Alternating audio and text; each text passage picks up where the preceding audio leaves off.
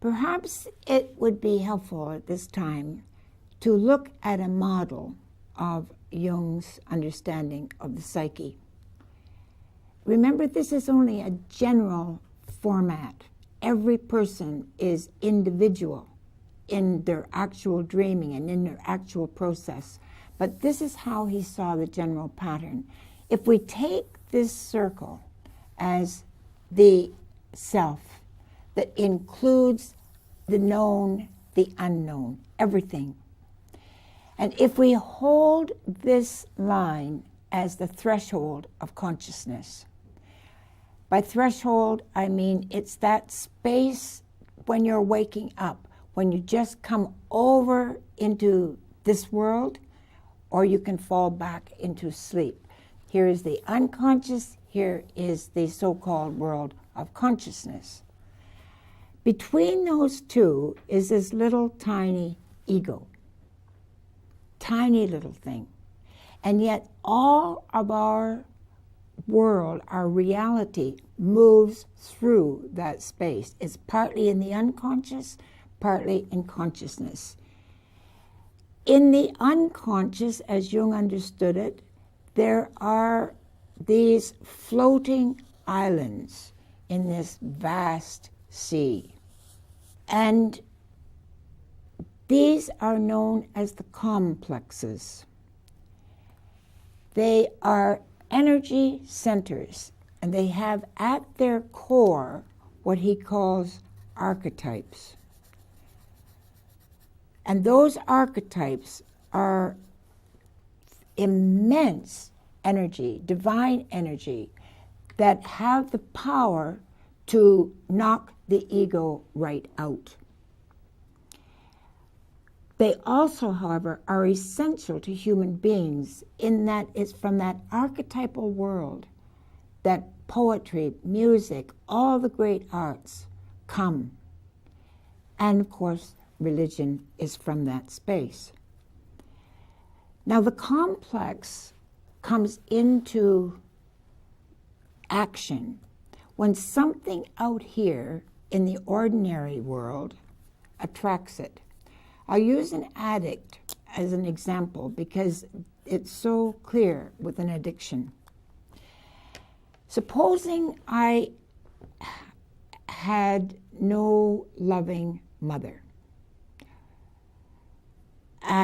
Not because she didn't love me, my mother, but because through her generations behind her, she didn't know how to look at me as I was, or at me as, she saw me as she wanted to be, but it wasn't my reality. So somewhere along the line, I developed a craving for sweetness, a craving for nourishment, for life.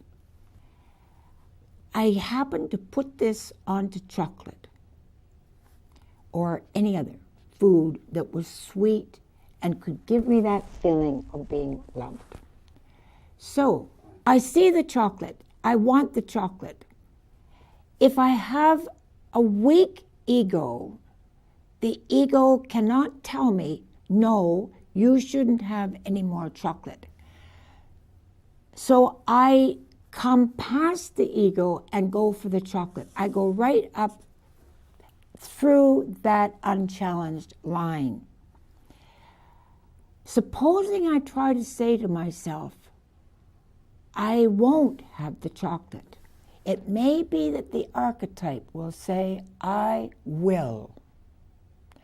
And I don't care what you think, what your ego wants to do, I want the chocolate. I've always had the chocolate. I always will have it, and I will go direct to the chocolate.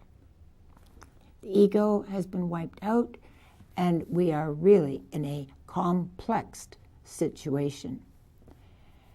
From the Jungian point of view, this is a very dangerous space to be in because the ego has lost its power, the complex is taken over, and the archetypal energy is at work. Now, in a well-working psyche, the ego is strong enough to hold that complex in abeyance. And yes, let it develop, let it mature, but not to allow the archetype to take over. The archetype will be more powerful than the ego later on.